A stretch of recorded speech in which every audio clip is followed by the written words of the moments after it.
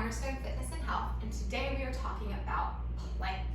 After spending the last 3 weeks looking at how to build a strong and stable foundation through proper core engagement, hip hinge, and scapular mobility and stability, I can think of no better exercise than the plank to tie it all together. So in this video, we're going to be covering 3 things. I'm going to tell you why plank is so important. I'm going to show you how to set up a proper plank. And then I'm going to give you some modifications, progressions, and variations to play around with plank. So why is plank so important? Why do we see it in practically every workout we look at, and definitely every abdominal workout out there? And the short answer and simple answer is the fact that plank is not just an abdominal exercise. It is the best abdominal exercise, but it's not just an abdominal exercise. It's a full body exercise. So you might be thinking, how is that possible? And here's why. When we do a plank properly, all of our kinetic chains are engaged and activated and working together in stability and strength to perform this plank.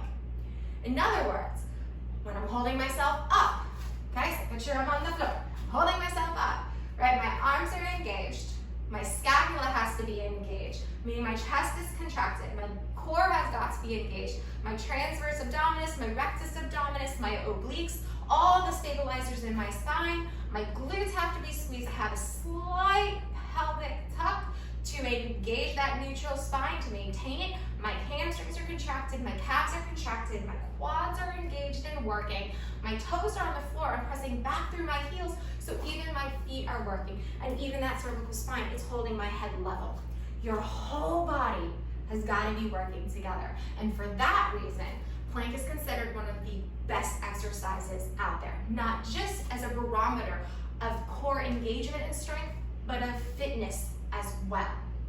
So how do we know if we're setting up our core properly and if we're engaging all these different muscles properly? Well, I'm going to take you through exactly how I set up myself as well as my clients and patients to do just that. I also have this written out in a post in my Facebook page that is posted, so go back and check it out. You can print it out and keep it as a reference for you. But we'll go through it right here so you can see exactly what I'm talking about. I'm going to go through a high plank and a low plank first before I take you through those modifications. All right, so what happens in plank when we don't have our body working as a unit as it should? Well, sometimes we see one of 2 things. Sometimes we see, and I'm just going to go on this, don't do this, this is the sloppy non-engaged version, right? We go up and all of a sudden we see this. So this is not being able to stabilize through that scapula, right? I kind of look like I have angel wings. So that happens. So what happens then, so maybe you have this compartment, right? Okay, I'm good, I've got it here, but I'm not engaging my lower body. And we start to sink, right? And this isn't good either. And oftentimes that'll lead to this as well. All of that is because one part of that kinetic chain isn't doing its job. And so things start to sink. The other thing we see, and it's not necessarily bad, you're just not getting everything out of your plank that you could, is we see kind of these, where that butt's sticking up, we're almost in a downward dog, maybe even dolphin plank, or a dolphin pose. Nothing exactly detrimental, but you're not getting what we can out of plank, and we're certainly not training our core and our body to stabilize as it should. So here we go. How do you set it? Here's this checklist. And we're going to do tall plank first, or high plank. You're going to come down to an all-4 position. You're going to spread those fingers nice and wide. You're going to plant those palms evenly. Folks, use your hands, right? They're there. Use that as a force and the power to hold and stabilize. I'm going to make sure my wrists are directly underneath those shoulders, and I'm going to actively press that floor away, right? Pressing out. There's my scapular stability. I'm not going to sink into those shoulders. I'm going to actively press out. My belly button's going to draw in and up. I'm engaging that core. I'm going to step one leg back, plant those toes. As I do that, I'm going to squeeze my glute and press back through that heel. I'm then going to extend my other leg back and do the same exact thing. From here, I'm going to go, okay, I'm pressing here. I'm going to tuck my pelvis under. In other words, tuck my hip bones towards my face, core is engaged, and I'm pressing back through those heels. And I can feel my chest, my shoulders, my quads, my hamstrings, my glutes definitely my core. And I know I'm in a proper plank that's supported. We'll drop to our knees. As always, if you feel anything in that lower back, you stop, you drop to your knees and you reset. That's telling you that you don't have that core engaged, right? So you periodically go through, I do it in my head, that checklist. Okay, shoulders pressing away, core is engaged, glutes are squeezed, pressing back through my heels. That helps get that posterior chain in alignment. So how do we set up for a low plank or a forearm plank? Much the same way. I'm gonna bring my forearms down to the floor. Again, fingers are spread nice and wide, palms are flat. Again, we see a lot of this when we're planking. I always tell people, no praying. You don't need to pray, you've got this. This is just not a good stabilization area for the shoulders. You're much more stable here. Let's keep things squared. Elbows directly underneath. My shoulders actively pressing away the mat. I draw my belly button up and in, and I'm gonna extend that leg back. Press through the heel, squeeze that glute. Same with the other leg, and then adjust. Go back through, pressing the mat away, belly button in and up. Tuck my pelvis towards my face, squeeze those glutes, press back through those heels. And I'm squeezing, and I'm holding here. Making sure I'm evenly distributing my weight through my entire body. I'm not putting more pressure on my upper body than I am my lower body. Bend the knees and rest, okay? So those are your high and your low plank. Again, go through that checklist and periodically go through it and scan again. Am I still, right? You never want to feel more pressure in one area of body than the next. So there's your high and your low plank. So if you're not quite at that point yet, and we're still working up and building that core stability, I teach a modification in two ways. One is to do an incline plank using either a bench or a chair, maybe even a bed, depending on where you are. The other is that standard knee plank. I do prefer the incline plank because I feel that it really does allow the individual and you to be able to engage the same exact way we do on the floor. So here's how we set up for that incline plank. Find yourself a lovely stable bench, and you're gonna come down, hinging in those hips, and place those forearms on the bench.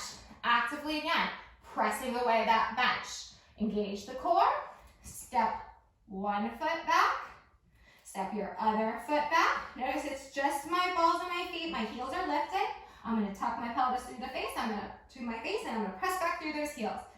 Okay, and here we are. Now, the tricky part of this one, guys, is that I'm gonna come back in to show you, walk my feet forward. When you start to walk those feet back, don't let your shoulders walk back with your feet. Those shoulders need to stay right over those elbows, right? They have a tendency as we walk these feet back step by step, squeeze those glutes, tuck the pelvis to want to drift back. Make sure those shoulders stay right above those elbows. Again, squeeze those quads, press back through those heels, tuck that pelvis, squeeze those glutes, pressing up and out of your table or surface. And then gently walk back in, we roll it up one vertebrae at a time. One more time.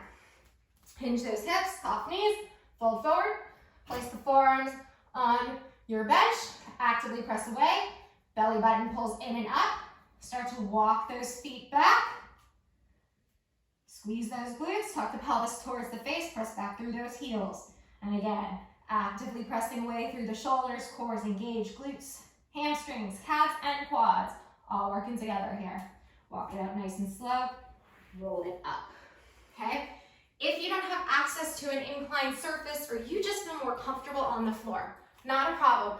Just as effective here as two, guys. We're gonna come back to that tabletop position on our forearms once again, okay? Not surprising here that the setup is absolutely the same, right? Nice open palms, evenly weight distributed through all 10 fingers in both palms, elbows directly underneath those shoulders, actively pressing away the mat. Belly button draws in and up, and then we're gonna start to walk those knees back till we come into a straight line.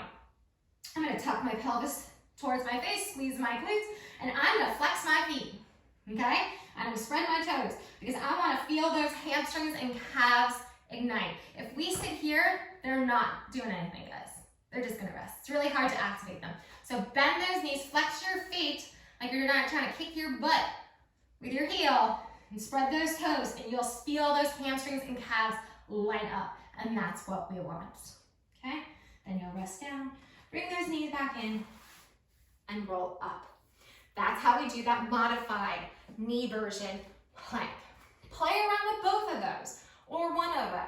When you start to get strong and you're like, all right, I got this, it's feeling kind of good, and you don't know how to progress, but you know you're not ready to get into that full plank, you're gonna take that modified plank version, and you're gonna drop one, and you're gonna hold here. And then you'll do one of these little knee taps, right? And then maybe you'll go, okay, I'm good. And you'll start to just lift. Playing around with that reverse knee tap until you feel. You may come up and hold it for 5 seconds. Awesome. Drop back down to the knees, rest for a couple, come back up. And that's how you'll build up your plank. Trust me, folks, building your plank to being able to hold a solid full plank will take less time than you think, believe it or not. And if you do it right, if you do it this way, you will end up loving plank. I love plank. It's one of my favorite exercises because once you get it, you feel so powerful. I use it as a part of every warm-up every day when I work out. Planks are in my workout. They're not in a minute or anything. They may be just a couple seconds holding plank. Because guess what? I do a couple of those, whoo, my body's warm and ready to go. So, how do you make progressions on plank? How do we take it to another level? How do we make it not boring? There are literally a million ways. I'm going to show you 4 today. I've listed others on that post on Facebook, so feel free to check those out. And those are just a few. There are so many, and I love to play around with plank. It's endlessly interesting. But I'm going to give you 4 today. 2 that work with the upper body and 2 that work with the lower body. So we'll start with that upper body first. And we're going to do one of my all-time favorites. We're going to do an up-down plank, okay? There's a million names. These are just what I've named them, but there are a million names to these. I prefer to start my up-down plank in a high plank. So you'll set yourself up in that great high plank. Wider your feet are, the more stable you're going to be. The narrower, the closer your feet are, the more challenging it's going to be. As with any plank, the goal is to move as little as possible through the torso, okay? So, with an up-down plank, you're starting in a high plank, you're gonna drop a forearm down, drop the other forearm down, end up in low plank, and you'll reverse that position, pushing back up. And then you want to always alternate which arm you lead with. And up and down we go. Again, trying to stay as stable as we can in the hips, in the legs. Again, wider feet, more stable, narrower feet, less stable. So that's that up-down plank. Great for shoulder strength, chest strength, arm strength, obviously core. It's just such an amazing exercise. The second upper body workout or exercise I want to show you is a renegade row. Can be done with a dumbbell or you don't even need it. Great to work that scapular mobility and retraction just as we would do a row, but now you throw in the bonus of you get to work lower body as well. So you'll start in a high plank, nice and strong, with or without a dumbbell, and you're gonna practice rowing that arm up, right? I gotta retract that scapula, pull it in, retract that scapula, pull it in, squeeze and retract, right? First movement is gonna be that shoulder blade moving towards my spine, okay? Renegade row. Awesome. Really takes that core stability, really engages the glutes. Those glutes have to be on, those legs have to be contracted. They're helping you stabilize, and then you gotta move the back. So let's move into 2 lower body ones. The first one I do is called a butt up. Again, just my name is what I call them. And this is one of my absolute favorites for targeting that lower abdominal, that transverse. Doesn't take much. It's an itty bitty tiny movement with really big feelings. I like to do this one in a low plank or a forearm plank. So I'm going to set yourself up, and I want you to think that there's a string attached to your tailbone, and it's pulling you up. So you're going to draw deep from that transverse and pull up, and then you're going to just put it right back down. That's it. Squeeze it up, bring it down. Squeeze it up, bring it down. Again, notice we're not sinking, we're not moving. I'm pulling up through and dropping it back down. I'm telling you guys, it doesn't take much for you to start to feel that in that lower belly. The last and final exercise for variations and progressions I'm going to show you is a Spider-Man plank matrix. This does it all, guys. You're gonna get that full workout, and it's just super fun. So, high plank, set it up. All right, make sure you're nice and stable. We're gonna take that left leg, bring it to the outside of our left elbow, straight back. We're gonna bring it up through the center, towards our nose, straight back, engaging your glutes here. Bring it across the body, the outside of the right elbow, straight back, lower. Squeeze that whole right glute now. I'm gonna bring in my right knee to the outside of the right elbow, straight back, up through the center, straight back, cross the body, right knee, left elbow, straight back, and lower. If that doesn't get your heart rate up, folks, I don't know what will. Do a couple of those. You'll be warm and sweaty. So, 4 applications of ways to progress and have fun with plank, right? We have those plank up downs, we have our renegade rows, we have our Spider-Man plank matrix with our knees, and those little butt ups. So you've got lots to practice, lots to work on. I hope you come to love plank as much as I do for all of its glory and all of its power. And most of all, I hope maybe you learned something today, had fun, and gives you something to work on. As always, I'm here to help in any way that I can. Please leave me a question, a comment, a concern. I would love to hear from all of you. Until next week, blessings.